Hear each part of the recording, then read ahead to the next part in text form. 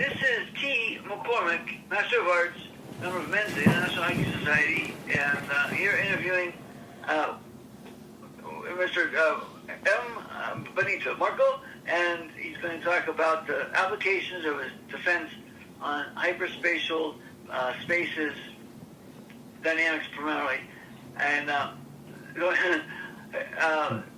is the application which could involve in maximins and things related. So we're going to make it really general of the applications. I was told once by my linear algebra professor where there was like the largest capacity on the computer, and he came visiting as a visiting professor. He told us, if you're going to write a book, put applications on the title if you want to sell it. So we're emphasizing application, not to be malicious, my God, but there are applications to pure mathematics and mathematical physics and whatnot, right? So today we're going to do that, and I hope I'll have good questions for you. There are all sorts of applications that I see already just on page like 102, 103. Zero-sum games, minimax solution, mass equilibrium. So we're going to I'd like to catch a little bit of each distribution that is covered in this work. Saying what a music opus, a work of art. So I think it's over 480. Yeah, over 500 pages. And so why don't we go with you answering, here's a basic, what is the most general application that you see? For example, in complex variables, you have a 2x2 function going on with the nature of complex variables, first variable. And in that manner, you have fields like cross-sections of airplane wings, airfoils, cross-sections of 2 and 2 in electricity, and current amps, wattage, some product, and hydraulics, anything fluid that you can reduce to flow through a cross-section and variance of the cross-section occurring. So that's how I would defend like what I learned like in graduate school on the concrete side, and it's always nice to refer back to the applications. I know with background of Dr. R. Feynman, Dr. Richard Feynman, his technique was improves understanding and carrying out an example as long as you can that fit the rules that he was making up to find out further edges into development in pure mathematics and mathematical physics and that sort of thing. So why don't you just go ahead and say like what are some general applications in what you've written? Okay. Applications are in quantum mechanics, abstract mathematics, and faster than light space travel. Okay. There's like Einstein's study, his research area was his mind. I remember the stories that he would just visualize riding upon an electron or a particle of light, and what would just be his experience, and that's how he came about. That's interesting to say. So that ties up some of those as 100 years later answer. So okay, so in quantum mechanics, I'm going to go ahead and just give a nice brief layman's definition of quantum mechanics. Quantum mechanics is the mechanics of things unseen that are probabilistic in nature, as opposed to cause and effect. Okay, they hold on to the idea that you can't pin them down sometimes with location or other characteristics. Correct. Yeah. Okay. So I guess this would be like where, like the CERN in Switzerland, with their big mechanical quantum mechanics machine, would be doing this as a daily sort of labor job for the progress of science. So what are the applications with that in mind? Like for me to let the well fill a little bit. Hyperspatial dynamics being where you have beyond your old Descartes XYZ axis, or how you want to call it, fx, xfx, gx, okay, yeah, go from there. Like, what would be, not more, so to say, more of a particular a part of quantum mechanics where you have direct detail on an example of applications. Right? Okay, an example would be particle collisions, where the particles disappear and reappear. Now, in current quantum mechanics, they claim the particles are going back and forth in time. But that's not really the case. They're actually going in and out of hyper. Yeah, I like to think of a really, really general one is that if time were a factor in the creation of the universe, everything would happen at the same time. And you're saying that, okay, yeah, this is kind of coming at me, and my word order translations of language is kind of giving me a little sounding off the structure of language. But yeah, it is, what you're saying is like in and out of, not time, but in and out of spaces, hyperspatial inertia momentum, or it's in between. Say, what question is like, they deal with when it does have a translation of not being in and out of a time warp type thing. Is that really analogous to what you're saying that happens in and out of different, let's say, loci for like a location of the n-dimensional measure. So, is there an analogy between the time and the hyperspatials? No. I'm going above. But time is fourth dimension. Yeah, but there is no analogy between them. Okay. Oh, okay. That's the two discrete cases, although they're very closely in common with somewhat being a model for what's going on with the quantum, say, widgets, constructs, is it? Yes. Generalized term. Yeah. Okay. Yeah, by the way, I'd like to dedicate tonight to a Homer at CERN who just passed away about 3 or 4 months ago, who had co-authored with my cousin, Dr. Jay McCormick, and she's now at Penn State, but I'd like to say a warm welcome to a morning dedicated to this. So I just found out about it about Thanksgiving. I just was, Okay. So it's been a little farther than a couple of months, but yeah. The other thing is like, if it's jumping in out of time, the only way to explain where it is another dimension, right? I mean, is that right? Is that kind of like too basic, or from too much science fiction films? Well, it's more speculative but wrong. Okay, yeah, it's kind of you're saying it's a model that works, but it's wrong. But it works in certain situations just to get the primer going on the well. It's a Band-Aid approach. Okay, yeah. So you're talking about more progress in the research that's developed since then. I'm sure at the time it was a good model, just like Euclidean spaces. Non-Euclidean explains better. So behind us is a lot of lessons, but some of it's not good in all places. So in the idea between dimensions, can it be I'm saying like you're talking about above fourth, so fifth. You're saying it's in fifth dimension or higher, and it's skipping a dimension like into the indexed dimension, or like G sub n.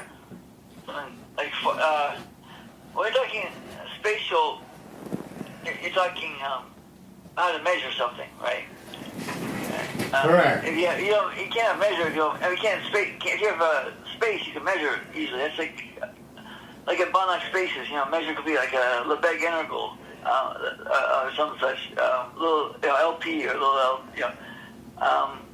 So the primary thing is, say, if it's out of time, it's kind of like you go 1, 2, 3 blank, no dimension that's answering it, and fifth and on has a better solution that's on the track a lot better than an arcade model. Although the stimulates thought, provoking thought is a good thing. I mean, to discuss, not the racing mind. But okay, so like, what type of more about that? Those ideas I kind of poured out, and feel free to create your own questions. Okay. From those topics. I'm probably going too fast. It's like, I'm saying like, when you have like 1 through 4 dimensions, fourth is time, and it's going out of time, in and out, that's out, because there's not really doing that. It's just jumping anywhere in the space. Is that right? Correct. Okay. The dynamics part, okay, so you have particles or constructs going in and out of, I just want to jump ahead to the space travel and the particle of light, but in an application, mostly it's like in nuclear work, is that right? That nuclear physics or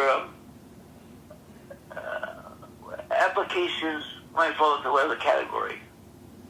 Okay, applications would be in abstract mathematics and also in n-dimensional travel. Okay, cool. That's what I have too. If you're okay to move ahead with that. In the abstract math, pure mathematics, they call it sometimes inside game, but it doesn't get to doesn't spell it out quite as well. But in abstract mathematics, you've got systems that are sets of rules and theorems and lemmas to connect to other theorems and whatnot. So you have an interesting factor of the material is absent from actual objects that would be like field work. Like I was going to say, like with Einstein, he would imagine his field work was out, literally out on the field, looking out and imagining. His thought experiments, they call it. His thought experiments would be enough for a laboratory. And in pure mathematics, it's very rich. This is in complex variables above, one variable. This is like a really hot section after about 20 years is still on unsolved problems and further growth. There's a lot of growth. It was a real open vein, so to speak, in 95, and it still is. So the connections with that is that instead of like the old cross-section application of complex one variable, you've got all kinds of different constructs that can play under the set of rules. And some of these are applicable to the quantum mechanics. The whole thing is like a chi factor is often used. Chi, the Greek letter chi, and that's usually a 0-1 type. Is it this characteristic or it's not this characteristic? And so you have 0 and 1. You've got a 2 by something if you cross it with something. So there you are in first variable. But to jump ahead from that to fifth variable or fifth dimension, is it playing like similar game outside of the 4 dimensions? Like it would be something simpler, explained by the 3 dimensions plus time. I can make these questions up. I have no idea the answers. I would say for myself, I'll give you a little primer. Thinking like, objectivity. Okay, first is one thing. So when it crosses beyond time or beyond the 4 dimensions and into hyper spatial dynamics, motion, measure to measure, there's a change somewhere. You have 0 or some type of second operation identity.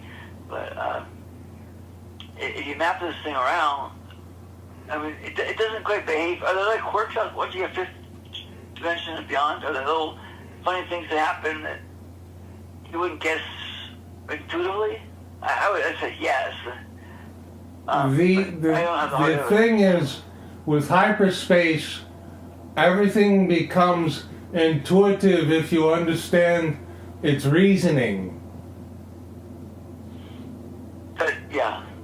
Always go farther with that reasoning, meaning the mathematical reasoning. reasoning, like a set of rules. Reasoning Right, is following, a set of rules. It's just like, irrational acting to Pythagoras. Pythagoras' problem was irrational numbers. So, it's generally in that folder of like Pythagoras sticking outside the box that not all numbers on a triangle could be represented by what numbers they had as ratios. So he thought that'd be some irrational number, they'll call it. And the story was his buddies threw him over the boat when he started talking about it. And that was an irrational act. That's where we get the word irrational language. And so that was one of the things.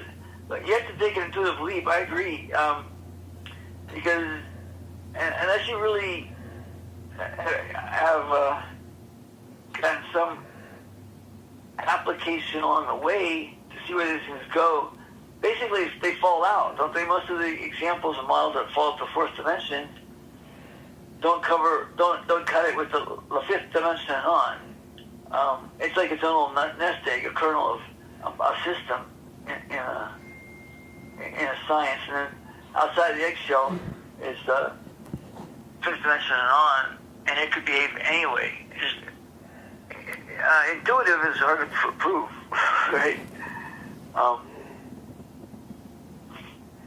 So why don't we talk about that? Like how talk about intuition, if you would, please, Marco. Like intuition, you have basis of back knowledge, whether it's just subconscious or conscious efforts. So an intuitive feeling, like that's what Einstein used to do too. He used to say, like, if this is true, how does my stomach feel? If this is false, then how does my stomach feel? I don't have a gut feeling that one's right or wrong. I don't know any kind of proof that would follow that kind of logic, but it gets you thinking about maybe it's this one way or not the other. So, the gut feeling is you can't explain everything that goes on, with four dimensions. So, besides maybe business applications where you have a different expansion of the 1 through 4 applied, and there's no path. It's a very concrete, realistic thing that, not realistic, real numbers type, and it stays in that little aquarium. But outside the aquarium, there's all these unexplainable things that aren't explained by 1 through 4, right? Correct. Yeah, okay. So, like, say I looked at this thing, and I thought, where would it be in research, like currently or 10, 20 years ago, modern history, in the applications of light travel? I think that's or light, the number 3, pure mathematics, particle collision covered. Do you want to talk more about particle collision before we get farther along the line, I should say? First? No, let's go further. Okay, so let's go number 3 in the travel. I can remember. Oh my! Like when I first, I didn't know. But when I got to, what it was like for you, but when I got to where I was going to be, and I said, "This is it. I'm going to study, pure mathematics," which was like a childhood dream. My dad would have this, graduate catalogs around, and he taught the state at the university where I went, and I had this dream that I wanted to expand on that in pure mathematics, and put my little contribution to get my name in neon lights or something, like for Hebrew University or whatever. But example, like some games uses outside 1 through 4. Is that true? Or a concrete one? Or do you have a pet concrete one that applies to? The light in general. I know you're very interested in quantum. So Yeah. How can we bridge the gap? What's the one set of rules that would bring us from 1 through 4 into fifth dimension? When can we start saying, okay, this is not being covered, explained, or being able to be measured, or any kind of information is coming out 1 through 4, so let's go to fifth dimension, and then that model will answer some solutions, or some questions for a nice solution or two, or 0, maybe 0, 1, or many, like in algebra. So could you expand on that? Is it clear? I mean, basically, just trying to keep it simple, and anything that's tangent to this, go ahead and feel free to go for it. So quantum mechanics applied to pure mathematics, and I think that the one that explains it best that I know of the basic threes in pure mathematics, which are, well, I guess actually four, three of the four, but complex analysis, which covers the calculus of the proofs in calculus of mapping 2 to 2, and then reals, of course, came before that. Rudin is a good. There's Very Rudin and Adult Rudin, which are classic study books for that in real analysis, and Banach spaces and whatnot. And then you have the algebra, abstract algebra, which could be including algebraic number theory. Analytic number theory is included in complex variables. Like Ramanujan was very fluent in complex variables and all of these brilliant side shots of a picture of what was going on. In fact, a professor at Howard for 6 years had been solved and proven wrong a lot of Ramanujan. That's Dr. O. Spackelberg, and I worked under him, just teaching him. I got like 2 basic good ideas. The whole 6 years I did get a good basis for later on. And so he went from G.H. Hardy to Ramanujan, and he solved a bunch of Ramanujan problems and solved conjectures and some proofs that were wrong. And I think I got those complex variables and the cyclicals and instant equality, of course, and it has applications with Riemann zeta problems. So that's kind of my pet problem was Riemann zeta. Just to not only, if I just got in a direction with it, all these branch areas made a lot more sense because of the need, necessity, mother of invention. So go ahead, give us a go on if you had free reign, let us know your associative thoughts on part 3 of this, meaning covering quantum mechanics, what it is, and how the models are for that, and abstract math. So, what's number 3? Go ahead. I just give you a good full reign. I'll be quiet for like 2 minutes. Okay, one of the ones that we're dealing with is faster than light space travel. Right. In that once you enter hyperspace, the spaces shrink. So to go from point to point and then back into normal space, it appears that you're going faster than light. Oh, that's okay. Wow, that's very important. You're going, yeah, okay. So the essence of light or particles traveling faster than the speed of light, but in another dimension. So it's really just playing games in another dimension. And still, so does that reserve the constant light as being a constant speed? Correct. Because instead of changing its difference of vector, instead of like for speed you have miles per hour, right? Distance per time. But here it's like distance shrinking, and the time. The idea is how you divide like a solid, like fixed time or something like to measure or on a sliding basis.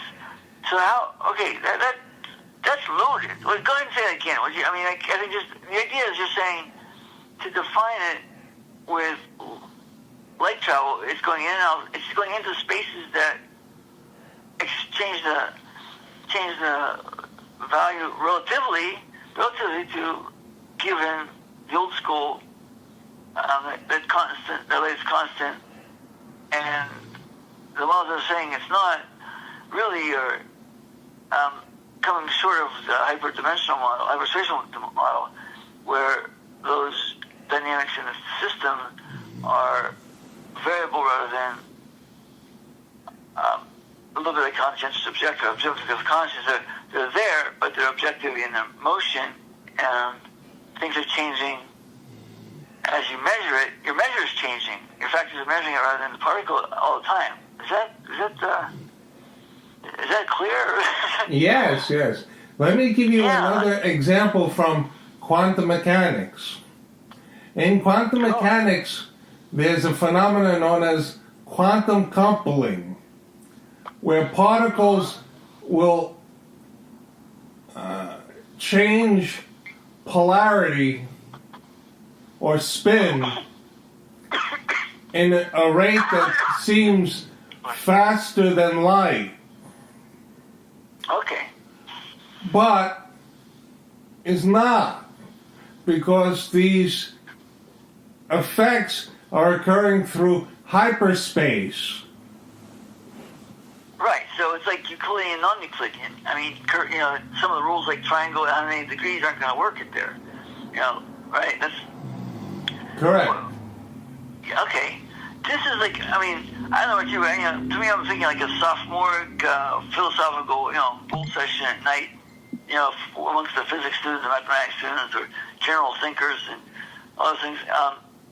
And, the thing is, question everything, right? And, in my wayward, what do you call it, misspent youth, well spent.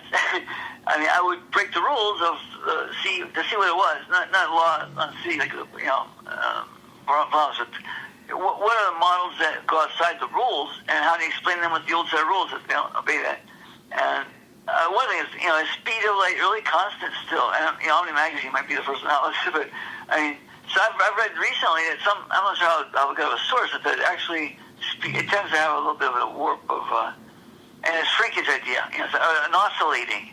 The way I got it was like an oscillating speed from, nothingness to being a particle of such, and then coming to reach that meaning, and then falling back into an oscillating next measure in this hyper spatial model, which is the best way to explain things.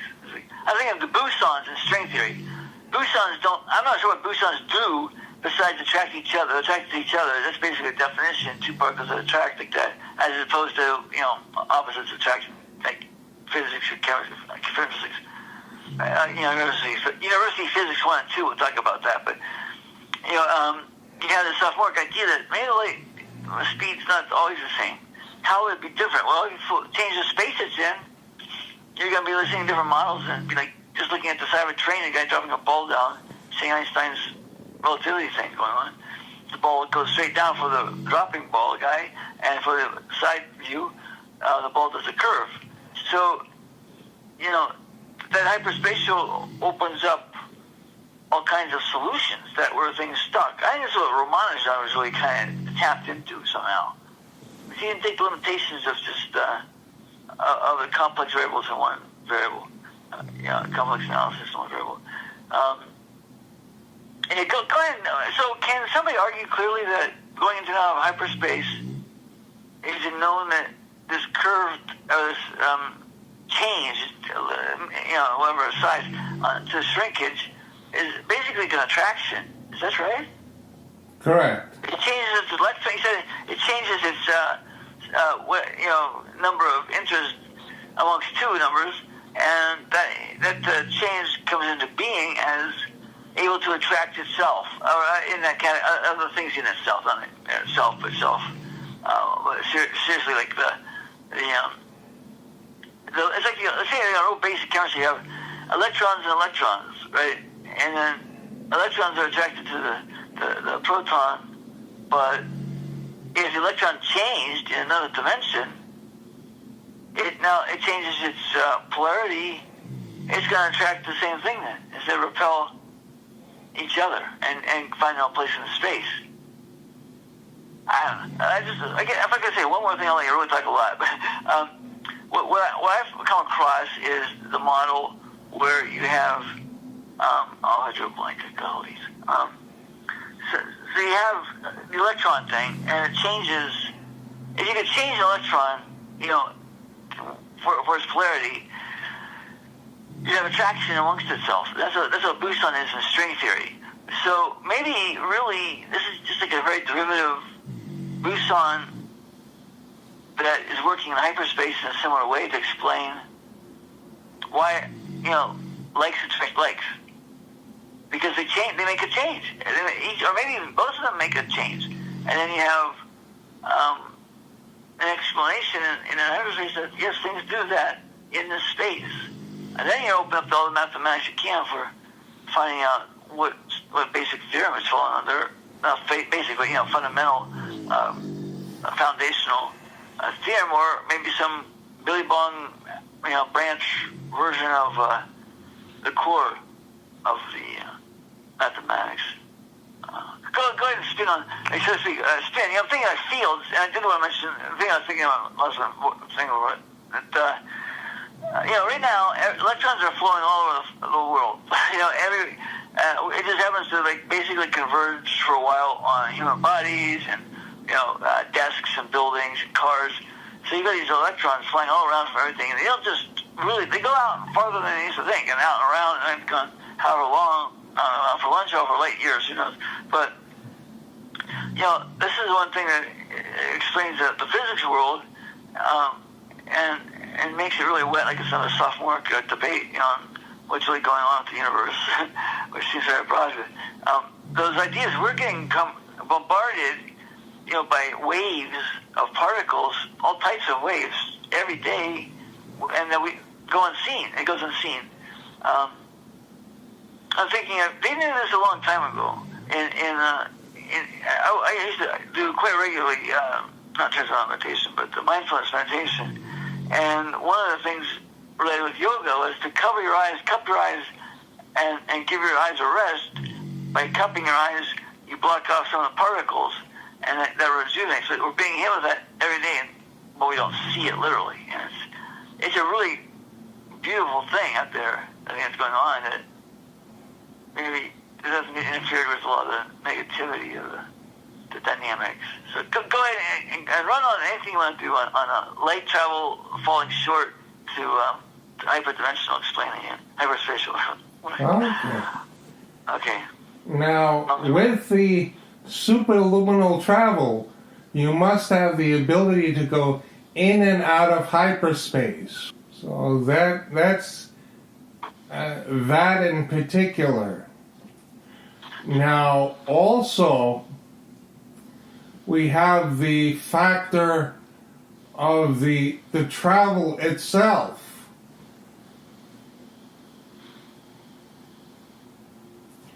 Whereby the travel itself must be plotted in hyperspace as well as normal space.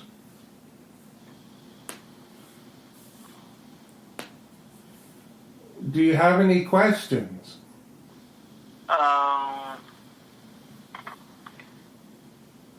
I guess, what's the big event that causes it to fall out from hyper to normal spaces? That would be the transition caused by the means to go in and out of hyperspace itself. It has to change to that itself, or it's just that the laws come up in a neighborhood, a boundary of this? No, there are laws that are dealing with the boundary. Well, I'm sorry, what was that? I couldn't hear on the phone. What was it about? Not the boundary, what? It doesn't work with the boundary? No. There are laws dealing with the boundary. Oh, yeah, okay, that's what I was going to say. Yeah, that's a very important part, yeah. Like closure, the boundaries included, that's closure.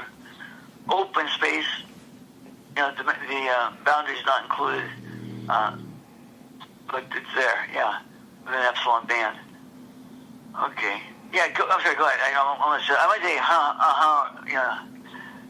validating your parking for 52 minutes or something. Go ahead.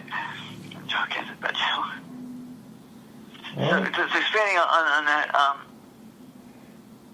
the transition has to have a catalyst, right? I mean, doesn't it happen like God particle from nothing to being? Correct. Okay. So are scientists able to simulate this? On computers, yes. And through particle collisions also. Okay. And for the National Institute of Health, or Science, National Science Foundation, NASA. Yeah. So, are the applications like in nuclear physics for this? In physics, Predetermine, like, and over the also brain? in space travel. Space travel, as in concrete space travel of like Rutan or Virgin Records, Branson, or Correct. like, yeah, okay, all right, wow, okay.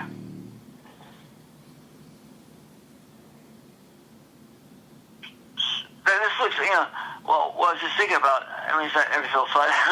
It's really terribly the next line of the proof or anything, but if you have some situation of space travel, if you go back not that long ago, some of the stuff's like still in 5 1/4 discs or something, right? I mean, the tools that are getting things done were there 20, 30 years ago,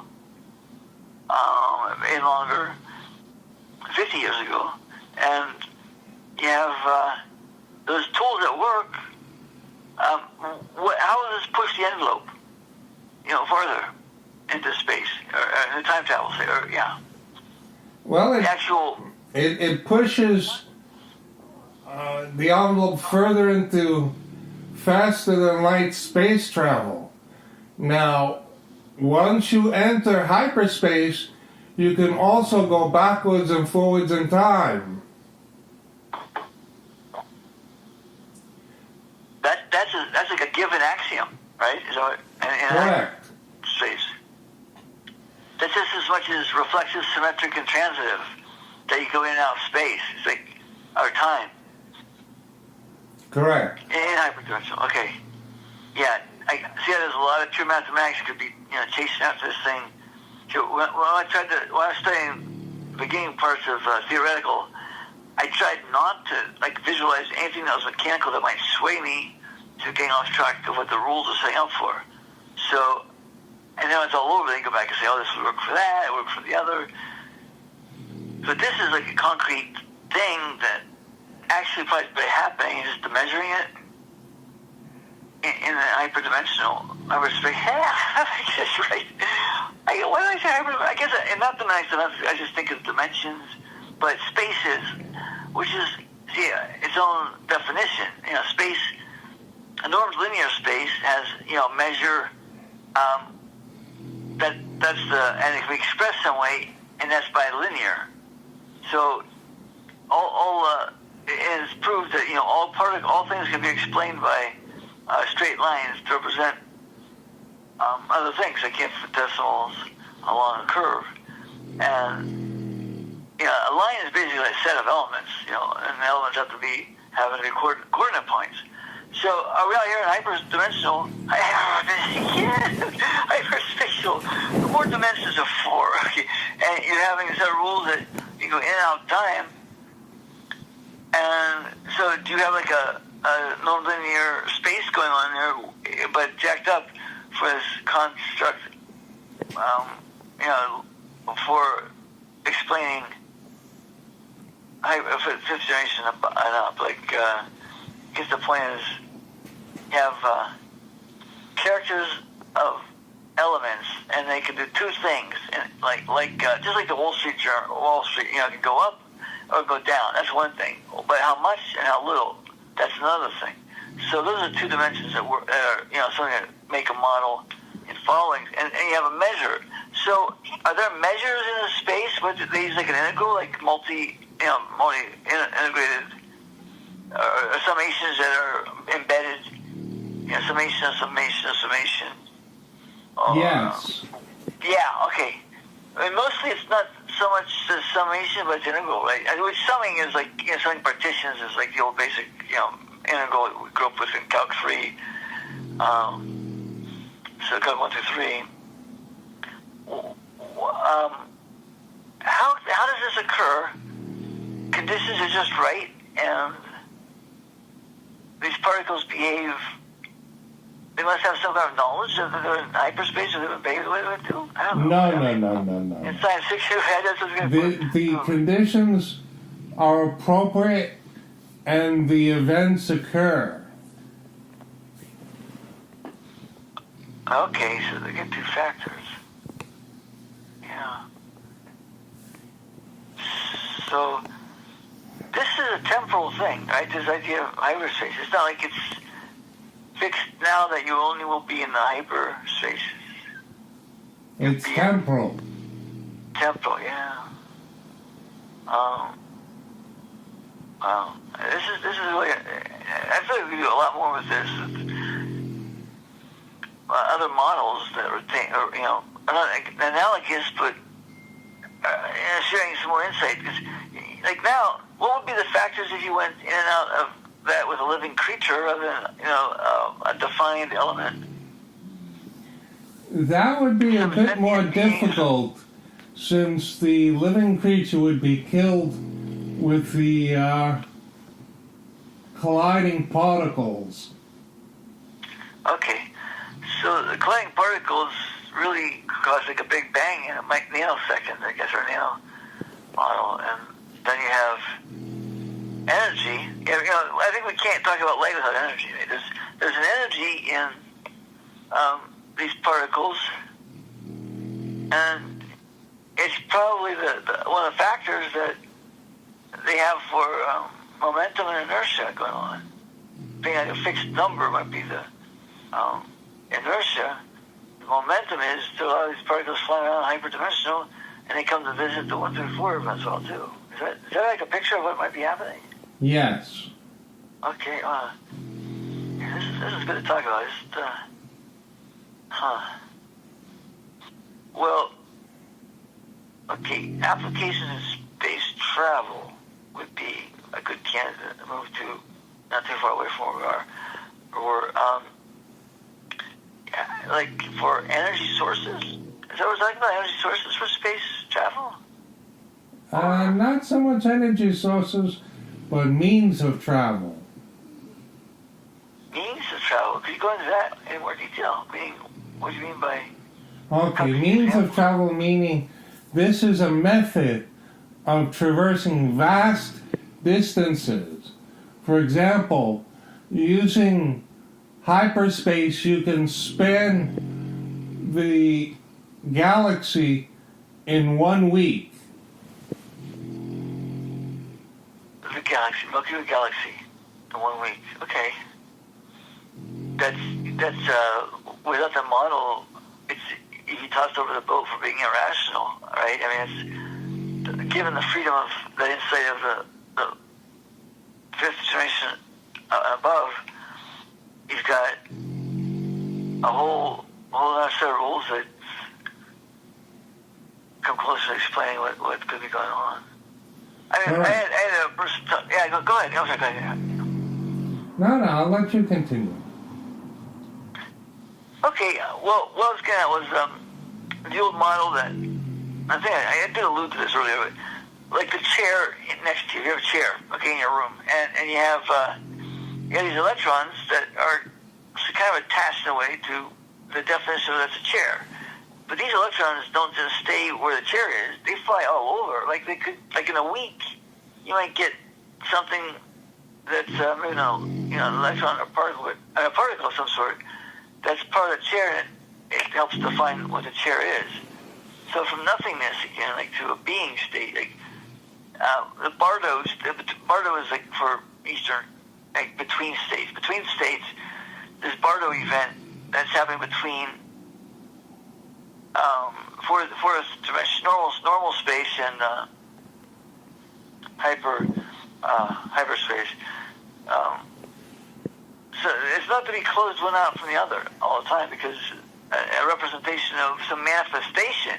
You think about these little tiny, it's quantum manifestations of some such source, right? And it could be nothingness. A source is nothingness, and close to it, converging on nothingness, or in an oscillating way, even from the positive and negative, or equivalent for 5 dimensions and on. Really good stuff. I wish I could speak clearly and dictate it just like a textbook. But I think some of the brainstorming goes that way. Anything else in particular? Okay, the collision. Let's go back to your collision thing. The collision is an event. What are factors that cause the collision? Just a basic layman's term. What happens if they hit one particle against another and they don't get a square centroid of mass? Okay. Is that when it's like a deviant In particle? this instance, the particles are accelerated before collision. So upon collision, the particles fracture. Okay. So that's kind of like a mosaic thing. It fractures into a mosaic, and then it spends its next to bond back together. Is there a need for that? Or? No. They fracture and they release even more energy. Okay. So once that momentum in that direction is going, except for some stray, because that's outliers, we have outliers coming in kind of ups the ante about what theorem's going to be working. We have to create a new system like hyperspaces. Anyway, sorry there, but beyond that, do you think string theory is going to be like the answer? I think we talked about this personally one time at least. Do you think string theory as a model gives some insight, intuitive, explained? That is basically the topic of my next book. Okay. Wow. I can't wait. Oh, by the way, I've got Marco's Dr. Pateto's hyperspatial paper, and then he's got a hardback here. Not to sell, but it's on a nervotron functional silicon analog, it's a neuron, and this is a mapping. I mean, isn't conformal mapping often in nervotron? Just go off the site. Topic for a second. Is that true? Like you have nervotron analogy with neuron is kind of like a jump from baseball cap to football helmet, I guess. I don't know. But we'll have to talk about that too sometime. Your hardback book there. Okay, so collisions and energy release, and then, just to go back, people might be familiar with energy and particle being, and light particles and energy have an interplays in relationships. So could you just kind of give us a brief, but yet deep definition of what's going on with this idea of quantum particles that are after collision energy and the speed of light, and the effects. What's the energy value? When things are going in and out of hyperdimensional, I would say that might be like a pressure of an airfoil. One direction it might be going to be a resolution in a vacuum. An airfoil wants to be a resolution of a vacuum. You go faster over the airfoil top than you do the bottom. Often, like a Clark wide is a standard airfoil, which fly on the bottom. Reynolds numbers are the particles of oxygen or air going over the wing. And when you have it going straight on the bottom, and the top one goes curved over, more distance over the top is very clear. So for the particle group, the Reynolds numbers molecules coming across the leading edge, if they're going to join back up at the end of it's on the trailing edge, then that top half, it has to go faster, and that creates a vacuum. And when you have a vacuum, then you have to balance out the vacuum, and that's how you get lift. Something what I'm analyzing this is that with a particle, you have the idea that it's wanting to use some energy, like the measure of lift to be say an energy, and you have that going on. So there are things that you can do with collision equipment, apparatus, and see how that analyzes with a really basic example of hyperdimensions. It wants to be back where it was, in a sense. So the beginning and the end. If they're going the same, they have to go through the air that way. And then the after effect is a direction, lift, in an upward way. And it sounds like there's an analogy here with the particles falling in and out of, maybe it's Doppler the Doppler balance is that somewhere in like national equilibrium, somewhere in a part of the world, there's some kind of thing going on. Similarly, it could be right next to the neighbor of it, or not, or farther away into the edges of the Milky Way galaxy or wherever. But for this thing that want resolution and convergence on, I think like a stillness. That's a word, like a particle at rest. Whether it's not being accelerated now or at an actual physical rest in relativity of its network, say, and it's a net or a Cartesian representation or conformal mapping. So this is so fascinating. I don't know how. I can't wait for your next book. So why don't you pitch your next book and we'll call it a night? Okay. I'm trying to write some books now. It's figure out what the first 49 minutes is. Go ahead. Yeah. Okay. Just give a nice roundup, if you would, of a summary of what we just talked about. So just in your own words and Okay. You can have it or not.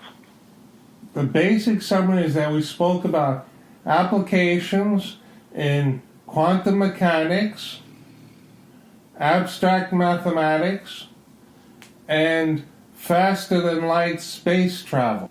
Good.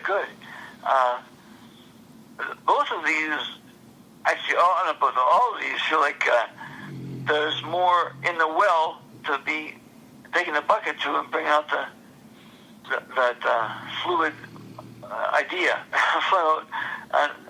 What is the answer to why are these things happening, or what is happening to these things? So that's a good way. So